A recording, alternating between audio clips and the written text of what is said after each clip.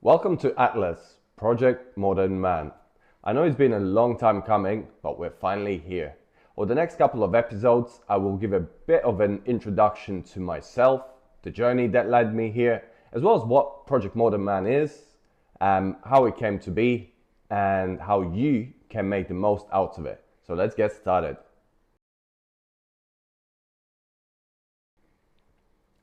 So who am I? My name is Yanis, and I am originally from Latvia. I'm a son, a brother, a husband, and soon to be a father. So you can probably tell family has always been the biggest value and goal in my life, both in terms of the family I have as well as the family I'm building. Professionally, I work within recruitment.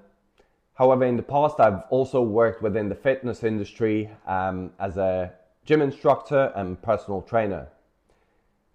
Fitness and building a healthier and stronger version of myself, as well as helping others do the same, has always been a big passion of mine.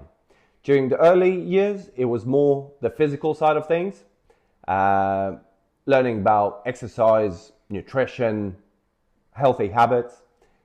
But the more I learned over the years, the more I realized that health is a lot more than just the physical side of things.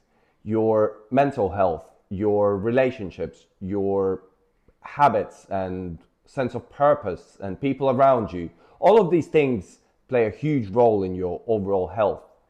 And this understanding and ideology is what's built the foundations for this project. So my experience with depression. Despite having a lot of good things happening in my life, a few years ago, I hit a wall that I just did not see coming. I had my loving family around me, I had a good job with good progression opportunities, and from the outside looking in, it probably seemed like I was getting on well and put together, but it was very different on the inside. I was feeling lonely despite having people around me. I was feeling unfulfilled. I was lacking energy and motivation. And for the longest time, I kept telling myself that I'm just making things up and it's all in my head and I just need to work harder, train harder, push through it, man up, just deal with it. But the more I kept pushing and the harder I worked, the more I kept realizing that something was off. And then there was one day when the penny, so to say, dropped.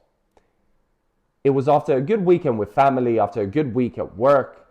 And on a Monday morning, I was driving to work and I looked at myself in the rearview mirror. In that moment, I thought that I was relatively happy considering what a good previous week I had had. But what I saw shocked me. What I saw in the rearview mirror was a broken man. Somebody who was definitely not okay. And that's when I realized that if I could see it, probably my family and people closest to me could see it too. I started realizing that it started affecting my family life, my work. And that's when I understood that I needed to seek professional help. And that's when I was diagnosed with severe depression.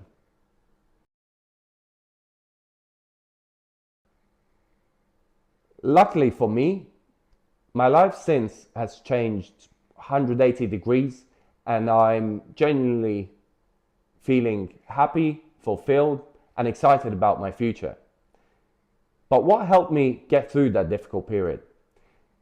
So there's two things that I would address. Firstly, I have always been quite self-aware about what's important for me, what my values are, and what I want out of life. For me, I believe I mentioned it earlier, it's always been about building my family.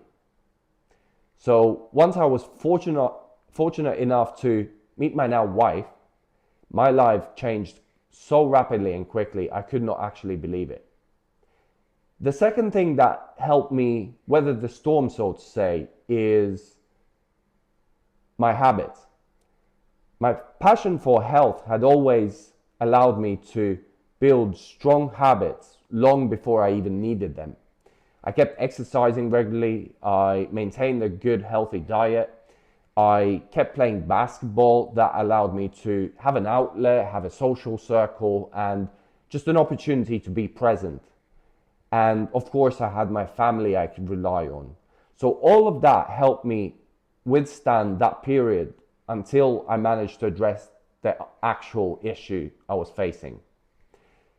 And I want to use this experience to share these little nuggets of wisdom and share the experiences I've had and the steps I've taken to get through to the other side.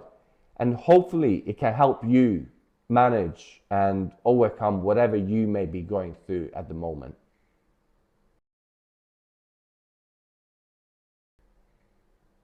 So, what did I learn from this experience? There's probably four main areas I would like to highlight.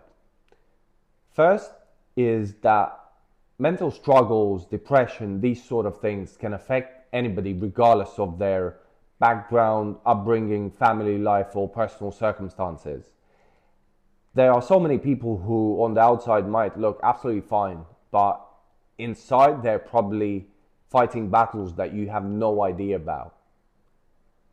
Secondly, I understood that every individual is very different.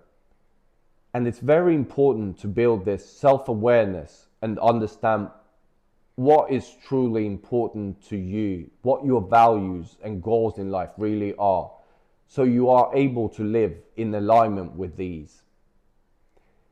Thirdly, I understood that it is very important to look at health in a more holistic way.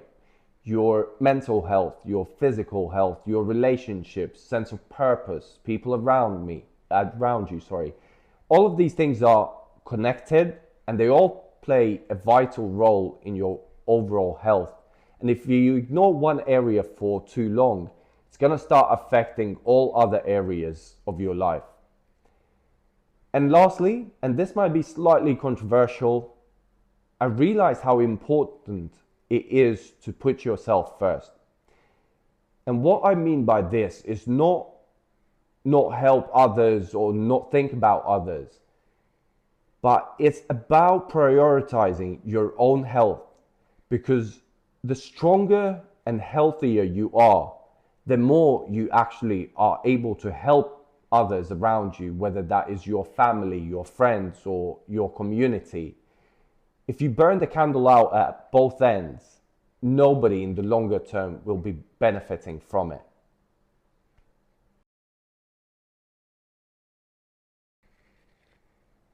So what is missing from the modern advice to men? I actually think it's not so much about what is missing as much it is about men simply not seeking for help.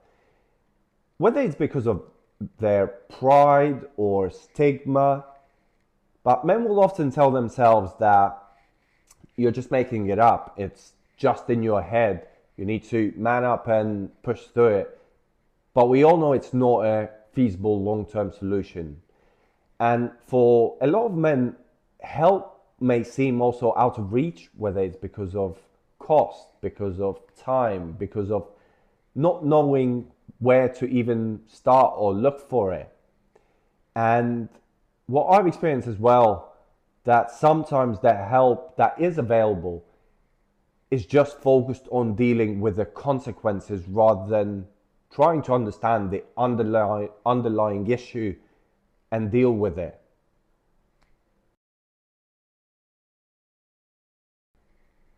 So why did I start Atlas Project Modern Man? Initially, to be honest, I was skeptical myself. I kept telling myself, why you? Why would anybody listen to you? You've not gone through any extraordinary life-changing event. You're not an expert in any field. Why would people listen to you?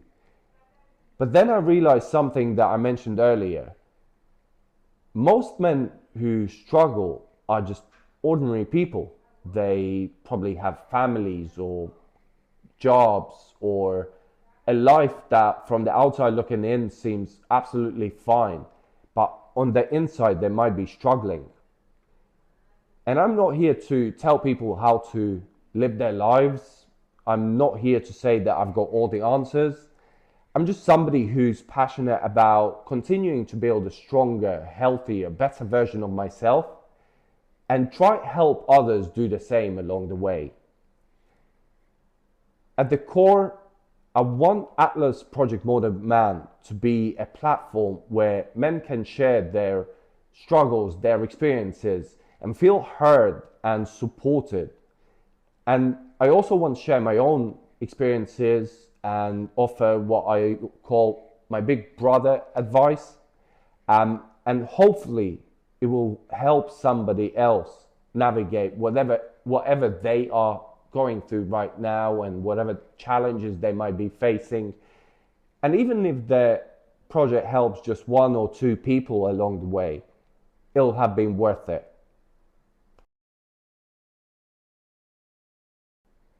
So what's next? In the next episode, I'll go through a bit more in detail around what Atlas Project Modern Man actually is, why I've built it in seasons, as well as how you can make most out of it. So if this is something that resonates with you, I hope you'll join me next week. See you then.